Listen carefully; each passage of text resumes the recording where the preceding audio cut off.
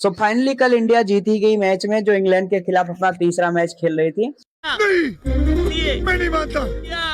हाँ, क्या बात कर रहे हो? नहीं जीती, हार गई सही में।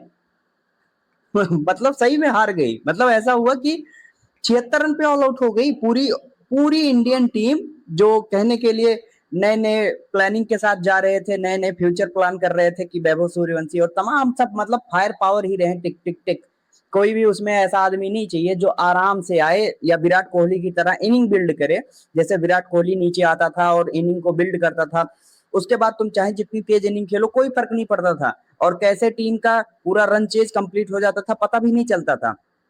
76 रन पे ऑल आउट हो गए। मतलब ठीक है, मुझे समझ में आता है कि हाँ ऐसा कभी कभी होता है, लेकिन कभी कभी होता है, समझ में आता। अभी तो आयरलैंड की सीरीज हारे हो, 2-0 से क्लीन स्वीप किया उसने। मैच के स्टार्टिंग में जो हमने देखा, हमको लगा कि हाँ इंडिया कुछ तो अच्छा करेगी। मैच की बात करें तो इंडिया पहले बॉलिंग का फैसला करती है, और अर्शदीप सिंह जैसा कि शुरू में बॉल करने जब आते हैं तो वो अपना जब पहला ओवर डाल रहे होते उस टाइम पे फिल साल्ट उनकी 6 की 6 गेंदें नहीं खेल पा रहा था। मतलब पहली 3 गेंदें खेलने के बाद वो 3 गेंदें लगातार डॉट गई, और वो भी जिसमें हमने अपना एक रिव्यू भी खोया। मतलब वो 3 गेंदें ऐसी थी जिसमें फिल सॉल्ट आउट हो सकता था, लेकिन वहां पे वो किसी तरह से बच गया। पहला ओवर पहला ओवर ही मेडन डाला अर्शदीप सिंह ने। उसके बाद हर्षित राणा आते हैं, हर्षित राणा अपनी बॉलिंग करते हैं जो कि 10 या 12 रन देके जाते हैं, और ऐसे में खाता शुरू होता है इंग्लैंड का चलना। और फिर क्या होता है, फिर तो एज एक्सपेक्टेड सबको पता था, अर्शदीप सिंह दोबारा आते हैं और चौथे ओवर में अक्षर पटेल। फिर वहां से चीजें धीरे धीरे शिफ्ट करना शुरू कर जाती हैं इंग्लैंड की तरफ, और फाइनली इंग्लैंड अपने गेम को अच्छे से पकड़ लेता है, क्योंकि फिल साल्ट फिर 70 रन की पारी खेल देता है दोस्तों। 70 रन, मतलब लिटरली जो हमको लग रहा था कि पहले ओवर में गया बस गया, लेकिन वो 70 रन ठोक के गया। हाँ, ऐसे नहीं गया। और उसके साथ साथ हमसे पता नहीं क्यों नहीं समझ में आ रहा है मुझे, बच्चा ही नहीं संभल रहा है। पहले जैकब बेथल और अब सैम कररन। लो, मतलब जैकब बेथल को आउट कर लिए तो अब सैम कररन ने ठोक दिया। सैम कररन को नहीं, सैम कररन को संभाल लिए तो जैकब बेथल ठोक देगा। मतलब हम करे तो करे क्या, जाए तो जाए कहाँ।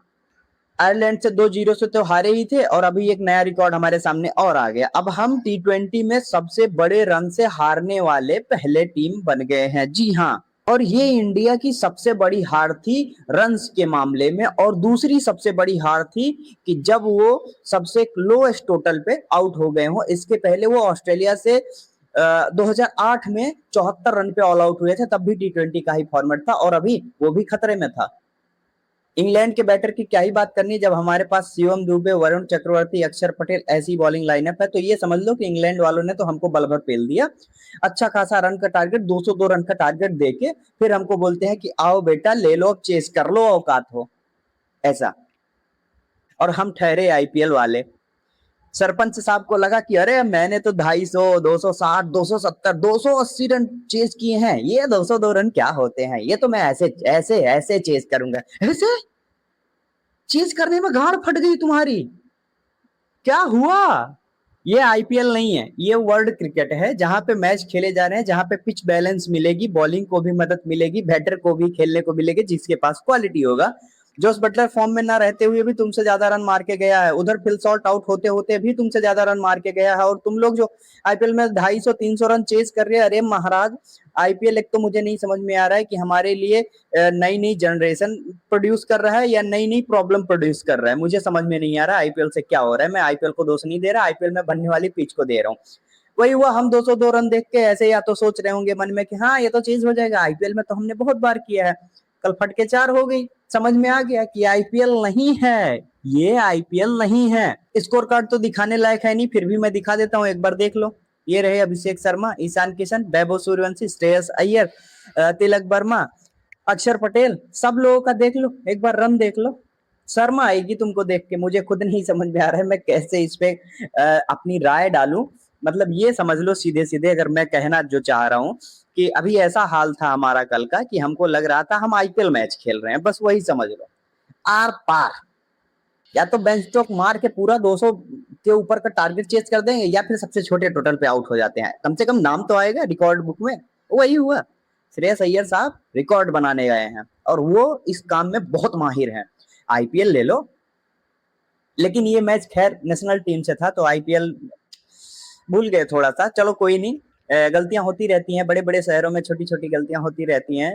गंभीर साहब, आपका हर्षित राणा से प्यार नहीं समझ आ रहा मेरे को। क्या है कि आपने उनको शिवम दुबे से ऊपर बैटिंग के लिए भेज दिया, मतलब जरा मुझे इस बात का कोई आंसर दे दो। तुम लोग भी अगर समझ पा रहे हो तो एक बार कमेंट में बता दो भाई, बता ही दो, बता के जाओ। मतलब हर्षित राणा को शिवम दुबे से बेहतर बैटर मानने भी लगे अब। अभी वो अच्छे से बॉलर तो बन जाए, फिर ऑलराउंडर की कैटेगरी में डाल देना और फिर प्योर बैटर बनाना यार। पहले तुम तो कुछ, अरे क्या बोलूं मैं। कल का मैच देख के मतलब मुझे समझ में आ गया है कि अब हमारे लिए कुछ भी असंभव जैसा नहीं रहा है। हम बहुत छोटा टारगेट भी चेज कर सकते हैं और हम बहुत बड़े टारगेट में बहुत छोटे रन पे ऑल आउट भी हो सकते हैं। ये अब हम नया रिकॉर्ड बनाने वाले हैं भाई। कोहली की तरह कोई आदमी होना चाहिए जो आके इनिंग बिल्ड करे। वो शुभमन गिल है, इतना अच्छा प्लेयर है, लेकिन उसको क्या बोल रहे हैं, नहीं वो T20 जैसा नहीं खेल सकता है, इसलिए हम उसको टेस्ट में रखेंगे, इसलिए हम उसको वनडे में रखेंगे, इसलिए हम उसको लंबे फॉर्मेट्स में देखेंगे, छोटे में नहीं। तो ले लो, सबको फास्ट, मतलब सबको टक टक टक ठोकना है अगर, तो यही होना है। मैच नहीं जीतना है, यही होना है जो कल हुआ, देख लो। और संजू बाबा, मतलब मैंने भी बोला था, वीडियो बनाया था कि वैभव सूर्यवंशी को जगह मिलनी चाहिए, संजू की जगह मिलनी चाहिए। अरे यार, उसने वर्ल्ड कप जीता 89 89 97 उस टीम के खिलाफ जिसके खिलाफ तुम्हारी फटके चार हो जाती है, उसको ड्रॉप करके बैठ गए। और बहाने क्या दे रहे हो, बहाने क्या दे रहे हो, BCCI have announced that Sanju Baba taking rest. One day खिला रहे हो ना उसको, उसको टेस्ट खिला रहे हो। अच्छा चलो T20 बहुत खिला दिए हो, लगातार 3 4 दौरे पे खेल रहा है, यही में देख लो। इसके बाद उसको जिम्बाब्वे के लिए सिलेक्ट किए हो, फिर हो सकता है श्रीलंका के लिए सिलेक्ट कर लो। अब जब इतने लोगों के लिए सिलेक्ट करोगे तो आराम तो देना पड़ेगा। बीसीसीआई गलत नहीं है भाई, नहीं गलत है, नहीं ना, तुम गलत हो। संजू बाबा को बाहर निकाल के फिर ये बोल रहे हैं कि उसको आराम दिया है। अरे आराम तो तब दो जब वो थके, थक ही नहीं रहे यार, उसको मैच तो खिलाओ, मैच ही नहीं खिला रहे हो, बोल रहे हो आराम दे रहा हूँ।